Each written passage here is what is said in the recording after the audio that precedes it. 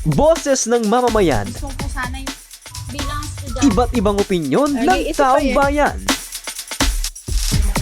Ang gusto ko talagang Ating alamin sa Kalye Survey.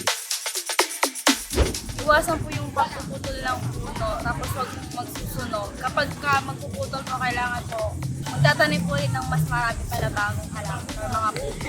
Para po lagi mapangalagaan yung kalikasan.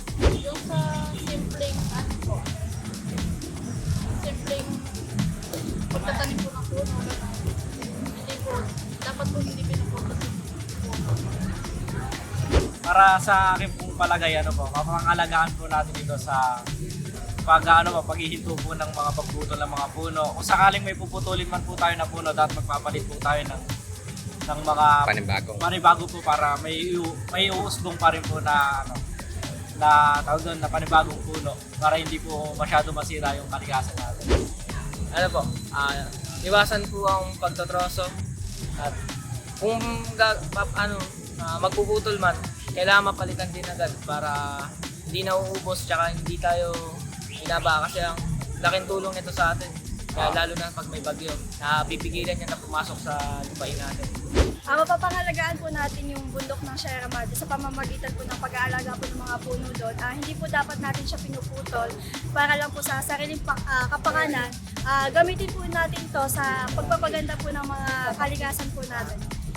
Mapapangalagaan po natin yung kabundukan po ng Sierra Madre by planting trees nga po. And also kung syempre po may mga business po tayo, so legal po talaga sa atin yung pagpuputol ng puno, parang nino-normalize po natin to. Kung magpuputol po tayo ng puno, dapat po may kapalit po siya agad para po in case na yun nga po naputol, may kapalit po agad. So lalaki rin po yung puno and madadagdagan. Mapapangalagaan po ang kabundukan ng Sierra Madre sa pag hindi po pagputol ng mga puno at hindi pagsunog ng kabundukan dahil mas maganda po ito kapag mas marami po dahil nakakapagbilis din po ito ng ating kalikasan dahil sa magandang dulot ng preskong hangin at nakapibigay ng magandang tanawin sa ating mga tao. Ayon po sa ating mga nakikita, patuloy na pong nakakalbo ang ating Sierra Madre. Dahil po sa patuloy na pagkalbo ng ating Sierra Madre, kagagawan din po ito ng mga tao dahil sa patuloy na mga illegal logging.